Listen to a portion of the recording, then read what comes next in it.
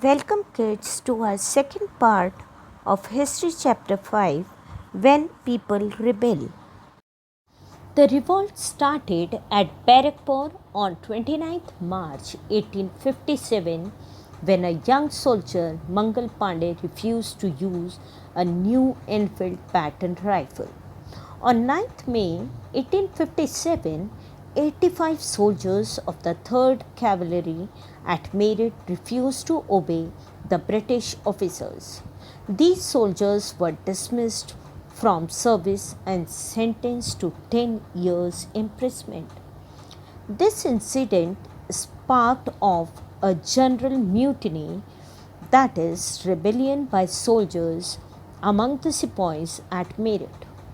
On 10th May, these rebel soldiers killed British officers and released their imprisoned comrades. They captured guns and ammunition, set fire to the buildings and properties of the British, and raised the flag of the revolt. The soldiers set off from Delhi and on their way cut off telegraph wires. On 11th May, the sepoys from the Meerut crossed the Yamuna by boats and marched to the Red Fort. And this was the beginning of the revolt of 1857.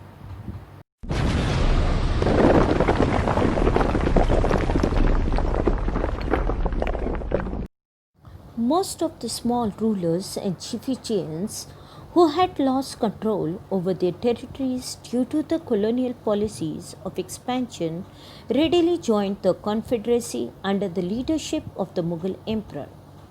Many of them felt that if the Mughal emperor ruled again, they would be able to reoccupy their own territories.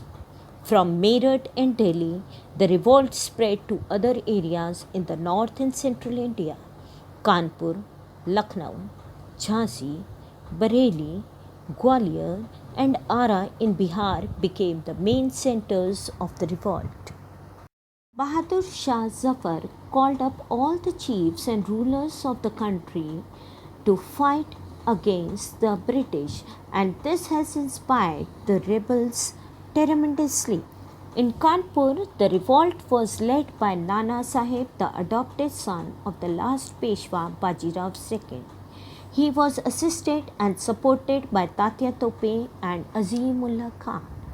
Tatya Tope had a very disciplined army. Begum Hazrat Mahal was the leading spirit behind the uprising in Awadh, helped by Ahmadullah Shah, a Maulvi from Faizabad.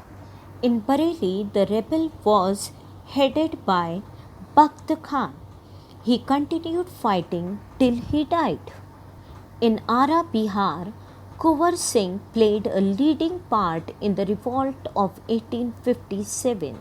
Rani Lakshmi Bai of Jhansi, one of the greatest leaders of the rebel, fought bravely with the British, but she died while fighting on the battlefield. On 20th September 1857, Delhi was recaptured by British troops. Bahadur Shah Zafar was kept as a prisoner and put on a trial. He was later found guilty of rebellion and deported to the prison in Rangoon, where he died in 1862. His two sons were shot dead before his eyes by the British Lieutenant Hudson. After initial setbacks, the British response was swift and brutal. They made all efforts to suppress the widespread revolt. New laws were passed and fresh reinforcement was moved in from England. The British Governor General mobilized all his forces and placed them under his best commanders. They burnt villages, massacred villagers, and hanged thousands of people in public. Smaller rebel groups were crushed under the strong British forces, who were also hiring local Indian soldiers. They also instituted New Year policies to ensure that the Indian soldiers do not desert their service to the colonial powers. Despite their restraints, it took about 2 years for the British to suppress this revolt. Although the revolt was an important event in the history of India, it failed to achieve its objectives due to many reasons. Like, the revolt did not spread to all parts of the country, only few rulers took participate in it. The leadership of the movement was weak. Most of the leaders were motivated by narrow personal gains. The rebels were not properly organized. They were dependent on the local people for their support. The rebels did not even possess good quality of weapons as compared to the British.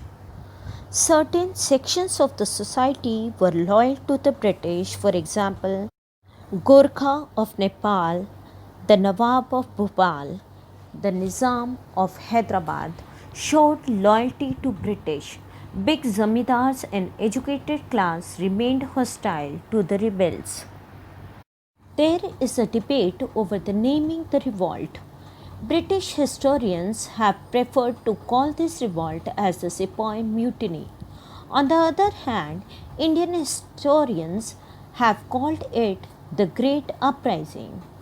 Few nationalists called the revolt the first war of Indian independence, but it could not take up as the independence as a nationalism is to be emerged by a unifying force that was missing in this revolt, that to bind all Indians together for the cause of freedom. The revolt produced far reaching results. The British introduced some changes in their old policies. Some of them are: first, the Government of India Act 1858. This act was passed, and due to this act, the Indian Company was now transferred to the British Crown. A Secretary of State was appointed, which was assisted by an advisory council of 15 members. Second, Governor General of India was now given the designation of Viceroy. He was to be the personal representative of the Crown. Lord Canning became the first Viceroy under the Crown. Third, the policy of annexation was given up and the Indian rulers were given the right to adopt. Fourth, the Queen promised not to interfere in the social and religious practices of the Indians. Fifth, the army was reorganized to prevent further rebellion. The number of European soldiers were increased. More soldiers were recruited from among the Sikh, Gorkhas, Pathans who had shown loyalty towards the British at the time of revolt. And the last, zamindars and landlords were given their rights back in order to win their support and loyalty. Thus, we find that a new phase of colonial rule began in India after 1857. Though the British were able to suppress the revolt, it clearly indicated the might, strength, and the determination of the Indians. It succeeded in sowing the seeds of Indian nationalism. It served as a source of inspiration for the future generation. So, this was all about this chapter. Thank you.